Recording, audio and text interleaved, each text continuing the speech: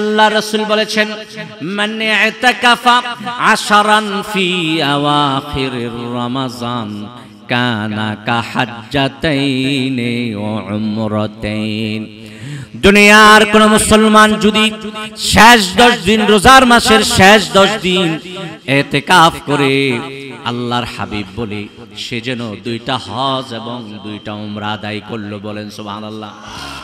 তার মানে 2টা হজ এবং 2টা উমরার সওয়াব আল্লাহ আমলনামায় লিখে দিবে। ঐতিহ্যবাহী বানিয়াপাড়া দরবার শরীফ জামে মসজিদে আল্লাহ পাক আমাদেরকে এই মাহে রমজানের 3য় জুমায় হাজির করেছেন। তাই আমরা পড়ছি আলহামদুলিল্লাহ। সম্মানিত মুসল্লিয়ানে কেরাম, আমি আপনাদের সামনে প্রথম রোজায়, প্রথম জুমায়, রোজার মাসের প্রথম জুমায় পবিত্র কোরআন এবং হাদিস থেকে মাহে রমজানের সিয়াম সাধনার ফজিলত, গুরুত্ব আমি আলোচনা করেছি। দ্বিতীয় জুমায় আমি আপনাদের সামনে রোজা না রাখলে কি শাস্তি পেতে হবে সে ব্যাপারে আমি কিঞ্চিত আলোচনা করেছি। আজকে আমি আপনাদের সামনে গুরুত্বপূর্ণ কয়েকটা বিষয়ের উপরে সংক্ষিপ্ত করে আলোচনা করব ইনশাআল্লাহ। দেখেন ভাইয়েরা, এই রোজার মাস এবং এই মাসের ইবাদত, এই সিয়াম সাধনা, এটা মুসলমানদের জন্য একটা রাজকীয় ইবাদত। কিভাবে? আপনারা এই দুনিয়াতে যারা লক্ষ্য করেন তারা দেখেন, কোন এলাকায় যদি মেম্বার সাহেব যায়, সে একাই যায়, তার সাথে বডিগার্ড থাকে, তার সাথে মোটরসাইকেল থাকে।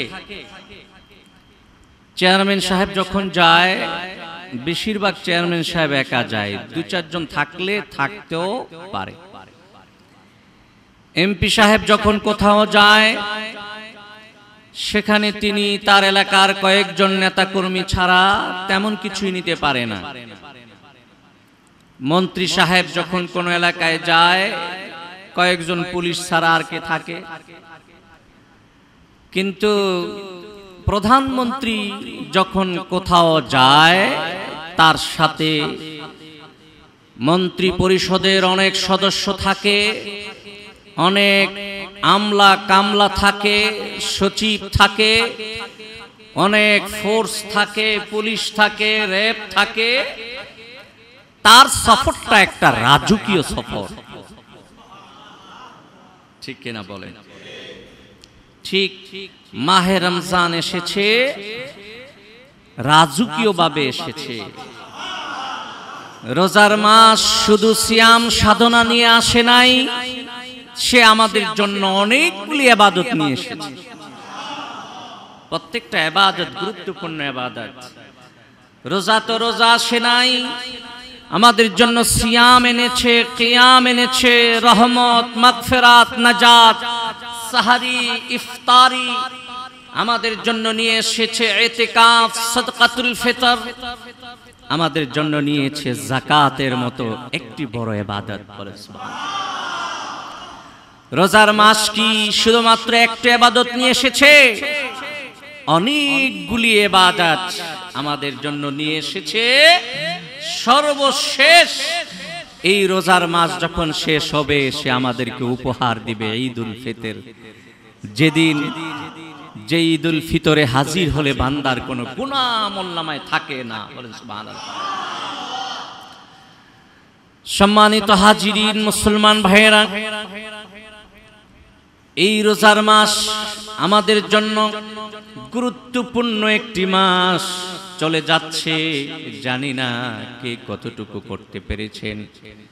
জানি না কার গুনাহ কতটুকু ক্ষমা হয়েছে, আল্লাহ মাফ করেছেন। এখন কি হিসাব লাগানোর একটু সময় আসে নাই? এখন কি গভীর রাতে বিছানায় মাথা রেখে একটু চিন্তা কি করতে পারেন না?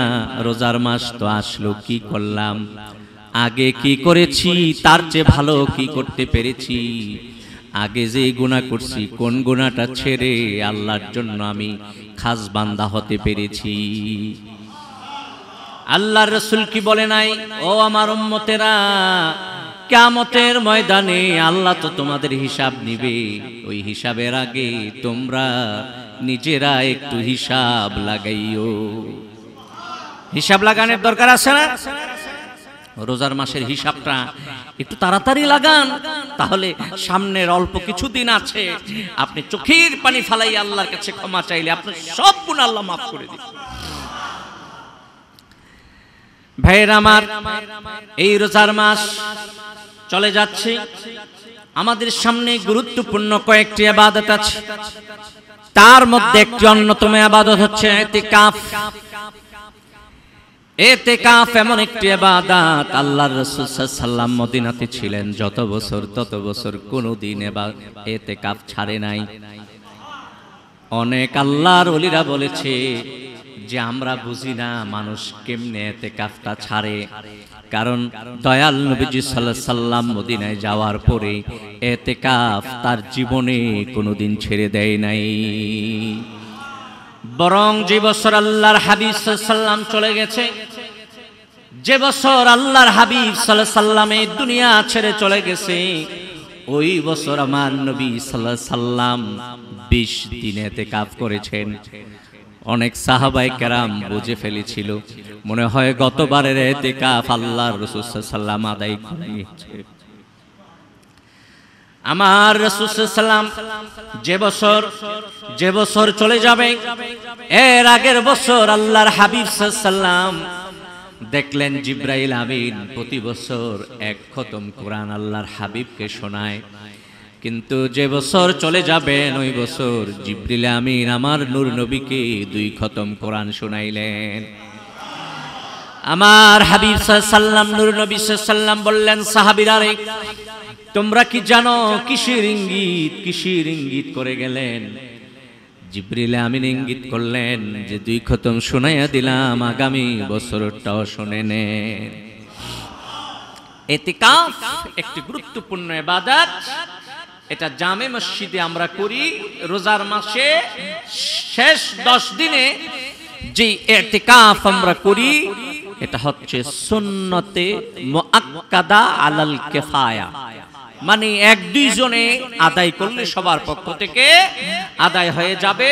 যদি কেউ আদায় না করে ওই মহল্লার সবাই গুনাহগার হবে। সম্মানিত হাজিরিন, ইতিকাফ তো শুধু ইতিকাফ নয়, আল্লাহর রাসূল বলেছেন, আল মুতাকিফু ইয়াতাকিফুজ যুনুব ওয়া ইজরা লাহুল হাসানাত কামিলিল হাসানাতি কুল্লাহা। আমার দয়াল নবী সাল্লাল্লাহু আলাইহি ওয়াসাল্লাম বলেছেন, যারা ইতিকাফে বসে তারা অনেক ভালো কাজ করতে পারে না। যেমন নাকি কেউ মারা গেলে জানাজায় যেতে পারে না, কেউ অসুস্থ হলে তাকে দেখতে যেতে পারে না। মসজিদের বাহিরে কত নেক কাজ আছে, কোন কাজ ইতিকাফকারী করতে পারে না। আল্লাহর হাবিব বলেন, দুনিয়ার মানুষেরা রে, যারা মসজিদের ভিতরে 10 দিন ইতিকাফ করবে, আমার আল্লাহ দুনিয়ার সব মুসলমানেরা বাহিরে যত নেক কাজ করবে তারা মসজিদে বৈশা বৈশা ওই সওয়াব পেয়ে যাবে। তারপরে দেখেন লাইলাতুল কদর, আল্লাহ রাসূল বলেছেন শেষ 10 দিনে লাইলাতুল কদর তালাশ করার জন্য। অনেক মানুষ তো এমনও আছে তালাশ করতে পারে না, ঘুমায়া থাকলে লাইলাতুল কদর সে পায় না। কিন্তু যারা ইতিকাফকারী, যারা ইতিকাফে বসে, তারা মসজিদের ভিতরে ঘুমায়া থাকলেও লাইলাতুল কদরের সওয়াব পেয়ে যাবে। অন্য হাদিসের মধ্যে এসেছে, আল্লাহ রাসূল বলেছেন, মান ইতাকাফা 10 ফি আওয়াখির রমাজান কানা কাহাজ্জাতাইন ওয়া উমরাতাইন দুনিয়ার কোন মুসলমান যদি শেষ 10 দিন রোজার মাসের শেষ 10 দিন ইতিকাফ করে, আল্লাহর হাবিব বলে সে যেন 2টা হজ এবং 2টা উমরা আদায় করলো। বলেন সুবহানাল্লাহ। তার মানে 2টা হজ এবং 2টা উমরার সওয়াব আল্লাহ আমলনামায় লিখে দিবে। গুরুত্বপূর্ণ ইবাদত, কিন্তু আমরা খেয়াল করি না। এই ইবাদতটা করার চেষ্টা করতে হবে। এই পৃথিবীতে কত মানুষ কিছুদিনের মধ্যে ইতিকাফে বসবে। হ্যাঁ, ইতিকাফটা কি? অবস্থান করা মসজিদে আল্লাহকে খুশি করার জন্য, দুনিয়ার সব ভালোবাসা ছেড়ে দেওয়া, দুনিয়ার সব মহব্বত ছেড়ে মসজিদে আল্লাহকে পাওয়ার জন্য বসে যাওয়া। বলেন সুবহানাল্লাহ। যারা যারা পারেন তারা ইতিকাফ করবেন, অনেক সওয়াব পাবেন, লাইলাতুল কদরের সওয়াব এমনি আপনার আমলনামায় লিখে দেওয়া হবে। সুবহানাল্লাহ। তার সাথে সাথে আমাদের জন্য শেষ দিকে আরেকটি ইবাদত আছে, সাদকাতুল ফিতর। সাদকাতুল ফিতর হচ্ছে সারা মাস আমরা রোজা রাখলাম, টুটা ফাটা ভুল ত্রুটি যা আছে, ওই সাদকাতুল ফিতর আদায়ের মাধ্যমে ওই ভুল ত্রুটিগুলি আল্লাহ ক্ষমা করে দিবে। সাদকাতুল ফিতর তার যে কি পরিমাণ সওয়াব, তার যে কি পরিমাণ সওয়াব আমি আপনাদের সামনে পরিপূর্ণ ব্যাখ্যা দিতে পারবো না। কি সওয়াব! যদি কেউ গম দিয়ে যদি কেউ সাদকাতুল ফিতর আদায় করে, প্রতিটা গমের উসিলায় আল্লাহ জান্নাতে তাকে এমন একটি ভালাখানা দিবে, এমন একটি প্রাসাদ দিবে যার দৈর্ঘ্য প্রস্থ 70,000 মাইল। সাদকাতুল ফিতর আদায় করতে হবে। 1 নম্বর নিয়ত হচ্ছে আমার ভুল ত্রুটি যেন আল্লাহ ক্ষমা করে দেয়। দ্বিতীয় নিয়ত হচ্ছে তাআমাতাল লিল মাসাকিন, ফকির মিসকিন যারা আছে তারা ঈদ আদায় করবে, তারা যেন 1 লোকমা খেতে পারে। বলেন না সুবহানাল্লাহ। ভাইয়েরা আমার, যারা ধনী আছেন তারা মনে করবেন না আপনার যে সম্পদ, এই সম্পদগুলি আপনার। না, এই সম্পদ শুধু আপনার না, এই সম্পদের মধ্যে আল্লাহ তাআলা গরিব মিসকিনের হক রেখেছে। গরিব মিসকিনের জন্য আপনার সম্পদে হক আছে। আপনি এটা মনে করেন না যাকে যাকাত দিলেন, যাকে ফিতরা দিলেন, তার উপর বড় একটা দয়া করছেন। না, সে আপনার উপরে দয়া করছে, কারণ সে যদি এই যাকাত এবং ফিতরা না নিত, আপনি এই বোঝা মাথায় নিয়ে কবরে যাওয়া লাগতো। সে আপনাকে হালকা করে দিল। সুবহানাল্লাহ। ভাইয়েরা আমার, সম্মানিত হাজির, সাদকাতুল ফিতর আদায় করতে হবে ঈদগাহে নামাজের পূর্বে। নামাজের পরে যদি আদায় করেন সাদকাতুল ফিতর আদায় হবে, কিন্তু তার ফজিলত আপনি পাবেন না। হাদিসে পাকের মধ্যে এসেছে হযরতে ওসমান একবার ভুলে গিয়েছিল, ঈদের জামাতের আগে সাদকাতুল ফিতর আদায় করতে পারে নাই। হঠাৎ করে মনে পড়েছে, আরে আমি তো সাদকাতুল ফিতর আদায় করি নাই। সে সাথে সাথে হযরত ওমর সাথে সাথে একটি গোলাম আজাদ করে দিয়েছে। গোলাম আজাদ কি? একটা গোলাম আজাদ করা বিরাট ব্যাপার। এখন তো একটা গরু কিনতে লক্ষ টাকা লাগে, গোলামের দাম এর চেয়ে অনেক বেশি। হযরত ওসমান জবরে নুকসানের জন্য তার ওই সাদকাতুল ফিতর সময় মতো আদায় করতে পারে নাই, এই কারণে একটি গোলাম আজাদ করে দৌড়াইয়া নবীর দরবারে হাজির হয়েছে। দয়াল নবীকে ডাক দিয়ে কই, নবী আমার সাল্লাল্লাহু আলাইহি সাল্লাম, ও দয়াল নবী, আমি তো ভুলে গিয়েছিলাম সাদকাতুল ফিতর আদায় করতে। আমি সাথে সাথে কি করেছি? অনেক বেশি দিয়েছি, একটা গোলাম আজাদ করে দিয়েছি। আল্লাহর হাবিব ডাক দিয়ে কে, ওসমান, ও আমার সাহাবী ওসমান, ও আমার জামাতা ওসমান, যদি তুমি ঈদের জামাতের পরে 100 গোলাম আজাদ করো, তারপরেও তুমি সাদকাতুল ফিতরের ফজিলত আর সওয়াব পাইবা না। এবছর সাদকাতুল ফিতর মাত্র সর্বনিম্ন হচ্ছে 115 টাকা, ইসলাম ফাউন্ডেশন থেকে যেটা ঘোষণা হয়েছে। আপনার আমার কাছে সংখ্যাটা ছোট হতে পারে, কিন্তু আল্লাহর কাছে তার ফজিলত অনেক বেশি। ঠিক কিনা বলেন? যারা পারেন সাদকাতুল ফিতর আদায় করবেন। যাদের কাছে নেশাব পরিমাণ সম্পদ আছে, এটা 1 বছর পূর্তি হতে হয় না, 1 বছর পূর্তি না হলেও যদি আপনার খাবারের ঊর্ধ্বে 7.5 ভরি সোনা থাকে অথবা 52.5 তোলা 52.5 তোলা রূপা থাকে, তাহলে আপনাকে সদকাতুল ফিতর আদায় করতে হবে। ভাইরা আমার, সম্মানিত হাজিরিন, সদকাতুল ফিতর আদায় করলে অনেক সওয়াব। এমনি তো সদকার মধ্যে আল্লাহ পাক অনেক সওয়াব রেখেছে। আস-সাদকাতু তারুদ্দুল বালা ওয়া তাজিদু ফিল উমার। বান্দা যখন কোন সদকা আদায় করে আল্লাহ পাক বালা মুসিবত দূর করে দেয় এবং তার হায়াতকে বৃদ্ধি করে দেয়। বলেন না সুবহানাল্লাহ। আজকে যদি বাজারে কেউ কয় আমি হায়াত বিক্রি করব, কে নিবেন? বাজারে ভিড় লাগবে না? কোটি কোটি টাকা মানুষ খরচ করে তারপরে হায়াত কিনবে। মনে হয় আমরা হায়াত কিনতেই পারবো না, ধনীদের জন্য, ঠিক না? সব হায়াত তারা কিনে ফেলবে। সম্মানিত হাজিরিন, আমরা তো বুঝি না হায়াত কেমনে বাড়ে। যদি আপনি সদকা আদায় করেন, সদকা দেন, গরিব মিসকিনদেরকে আপনি দান খয়রাত করেন, নফল হোক, সুন্নত হোক, ওয়াজিব হোক, যাকাতি হোক না কেন, আল্লাহ পাক আপনার দুনিয়ার জমিনের সমস্ত বিপদ দূর করে দিবে এবং সাথে সাথে আপনার হায়াতও বৃদ্ধি করে দিবে।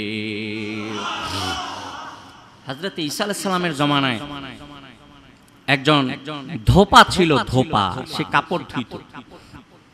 সে জনগণের কাপড় ঠিক মতো ধুইত না, কাপড় নিত, পয়সা নিত, কাপড়গুলি নষ্ট করে ফেলতো, ছিঁড়ে ফেলতো। কাপড়ের প্রতি তার কোনো যত্ন ছিল না। দেশের মানুষ অতিষ্ঠ হয়ে গিয়েছিল।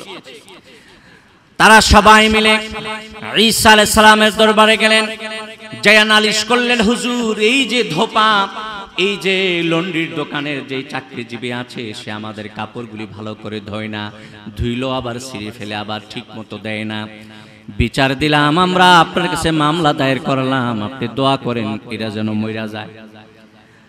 আল্লাহর নবী ঈসা একজন প্রসিদ্ধ নবী এবং রাসূল, আল্লাহর প্রিয় একজন নবী এবং রাসূল, আল্লাহর কাছে দোয়া করলেন, রব্বুল আলামিন তারে মৃত্যু দিয়ে দাও। ফেরেশতা আসছে, ও নবী ঈসা, আপনি চিন্তা করেন না, তার মরণ হয়ে যাবে। কে বলছে? জিবরাইল বলছে তার মরণ হয়ে যাবে। মৃত্যুটা তার জন্য একটা বিপদ ছিল কিনা? কথা বলে না, বিপদ ছিল না? আল্লাহর নবী ঈসা তার জন্য এই বদদোয়াটা করলেন সবার অনুরোধে। কিন্তু আমার ভাইরা, দেখা গেল এই মানুষটা যে জায়গায় তার মরণ হওয়ার কথা ছিল, সে মারা যায় নাই। ঈসা নবী বলছে, আগামীকাল যখন সে কাপড় ধুইতে ঘাটলায় যাবে, তখন একটা সাপে কামড় দিয়ে তাকে মেরে ফেলবে, তখন তোমরা বুঝতে পারবা আমার দোয়া কবুল হইছে কিনা।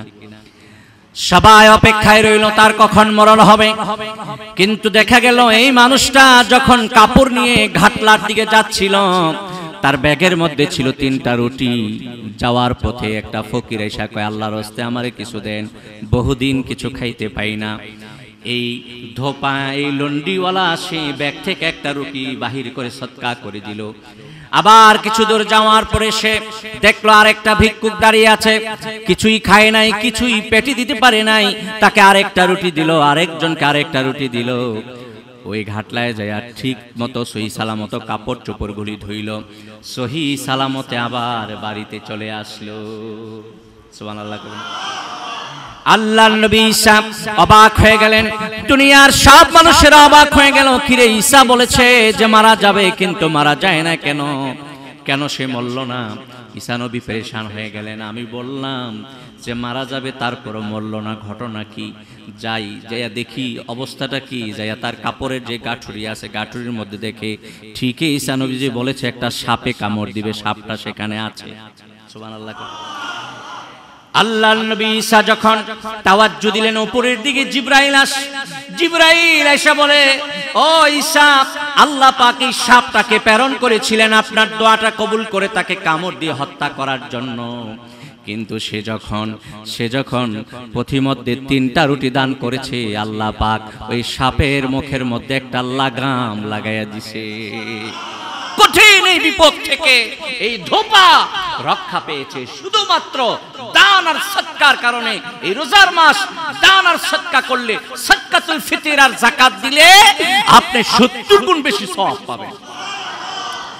দুনিয়ার মানুষ, আপনারা মনে করবেন না আপনাদের এই সম্পদগুলি শুধুমাত্র আপনারা ভক্ষণ করবেন, গরিবদের হক আছে তাদেরকে দিতে হবে।